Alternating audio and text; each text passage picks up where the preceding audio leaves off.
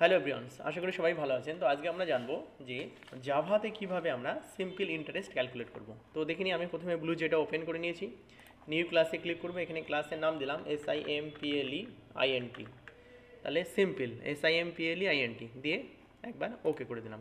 তো ব্যাস, নতুন ক্লাস তৈরি হয়ে গেল। এখানে আমি এটাকে ডবল ক্লিক করে আগের যে কোডিংগুলো আছে এগুলোকে ডিলিট করে দিলাম, ঠিক আছে।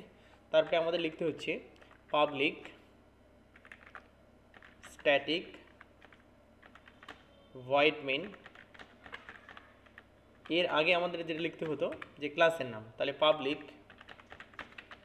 ক্লাস, ক্লাসের নাম কি দিলাম, সিম্পল আইএনটি, তাহলে সিম্পল আইএনটি। তাহলে পাবলিক ক্লাস দিলাম হচ্ছে গিয়ে সিম্পল ইন্টারেস্ট, আর তারপরে আমাদেরকে লিখতে হচ্ছে পাবলিক স্ট্যাটিক ভয়েড মেইন, এটা হচ্ছে মেইন ফাংশন, ঠিক আছে।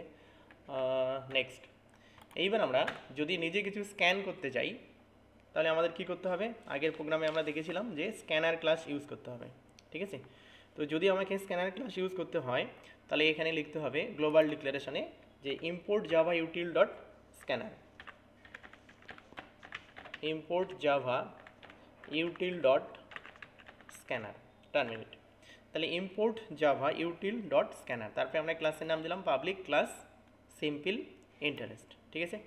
তারপরে আমরা কী করেছি, পাবলিক, এটা হচ্ছে access modifier static void main, এটা মেইন ফাংশন, ঠিক আছে। এইবার এখানে আপনার ব্রেসেস ওপেন হচ্ছে, ব্রেসেসে আমরা লিখবো এবার যে যদি আমরা স্ক্যান করতে চাই কোনো ডেটা তাহলে আমাদেরকে কী করতে হবে, স্ক্যানার ক্লাসটা ইউজ করতে হবে। যেমন একটা গ্লোবাল ডিক্লারেশন দিতে হচ্ছে তেমন একটা স্ক্যানার ক্লাস ইউজ করতে হবে।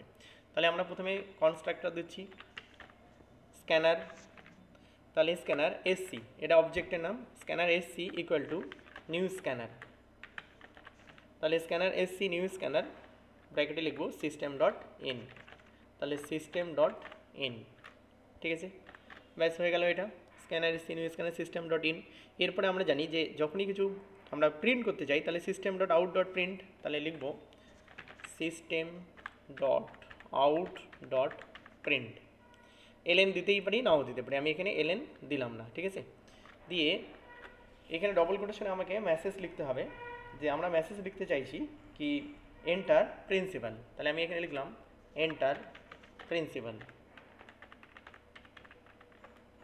ব্যাস টার্মিনেট।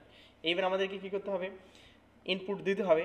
তাহলে ইনপুট দেবো কীভাবে না, আমি এখানে লিখলাম যে প্রথমে আমাদের ডেটা টাইপ দিতে হচ্ছে, ইন্টিজার হোক ফ্লোট হোক ডাবল হোক। তো দিলাম প্রিন্সিপালের জন্য পি, তাহলে পি ইকুয়াল টু আমাদের অবজেক্টের নাম হচ্ছে এসসি, তাহলে এসসি ডট নেক্সট ইন্ট, তাহলে আমাদেরকে ইন্টিজারের জন্য করতে হচ্ছে নেক্সট ইন্ট, ঠিক আছে। তাহলে ব্র্যাকেট ওপেন অ্যান্ড ক্লোজ। এইবার এই সেম লাইনটাকে আপনি কপি পেস্ট করুন, তাহলে আমি এটাকে সিলেক্ট করলাম, কপি আর একবার পেস্ট, তাহলে এটা কি হলো, প্রিন্সিপালের জন্য হলো। তাহলে এবার প্রিন্সিপালের পরে আমরা কি করব, পিরিয়ড বা মান্থ করব, তাহলে এন্টার পিরিয়ড দিলাম আমি এখানে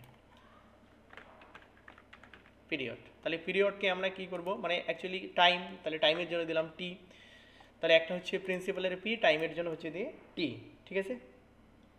নেক্সট, এইবার একইভাবে আরেকবার আমি এটাকে পেস্ট করে দিলাম, আর কি দরকার, তাহলে আমি প্রিন্সিপাল দিলাম, পিরিয়ড বা মান্থ দিলাম, এবার আমার দরকার রেট অফ ইন্টারেস্ট, তাহলে এন্টার, তাহলে আমি এখানে দিলাম রেট অফ আইএনটি, তাহলে রেট অফ ইন্টারেস্ট, তাহলে রেটকে আমরা কীভাবে ধরতে পারি, আর দিলাম, তাহলে রেটকে আমি দিলাম আর, ঠিক আছে।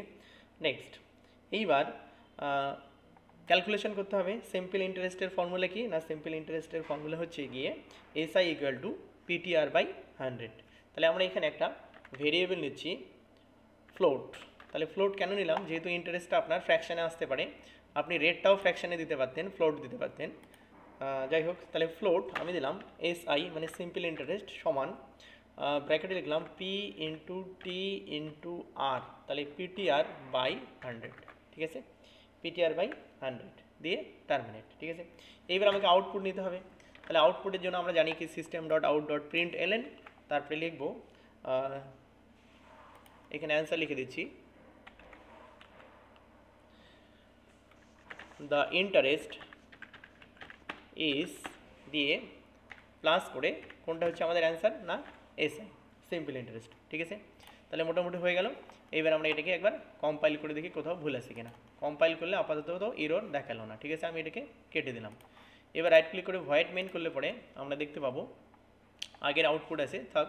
তাহলে প্রথমে আমাকে দিতে হচ্ছে এন্টার প্রিন্সিপাল বলছে, দেখুন এন্টার প্রিন্সিপাল, তো আমি দিলাম প্রিন্সিপাল ধরুন 1 লাখ, 1 2 3 4 5।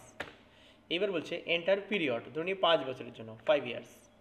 এইবার এন্টার রেট অফ ইন্টারেস্ট, ধরুন 10%, এন্টার। তাহলে আমাকে দেখাচ্ছে 50,000 টাকা, ঠিক আছে, 1 লাখ টাকার 5 বছরে 10% হারে সুদ 50,000 টাকা, ঠিক আছে। এবার আমরা আরেকটা ছোটো ক্যালকুলেশন দিয়ে দেখি, এটাকে ক্লিয়ার করে দিই। ধরুন না যাক, আর একবার রাইট ক্লিক করে ভয়েড মেইন করে দেখছি। তো ভয়েড মেইন করার পরে এন্টার প্রিন্সিপাল আমি দিলাম ধরুন 5,000 টাকা, 5,000 টাকার 1 বছরের সুদ ধরুন 10%, কত হচ্ছে 500 টাকা, ঠিক আছে। তাহলে থ্যাংক ইউ সবাইকে। যদি ভিডিওটি ভালো লাগে তাহলে অবশ্যই চ্যানেলটিকে সাবস্ক্রাইব করে পাশের বেল আইকনটি প্রেস করে রাখবেন।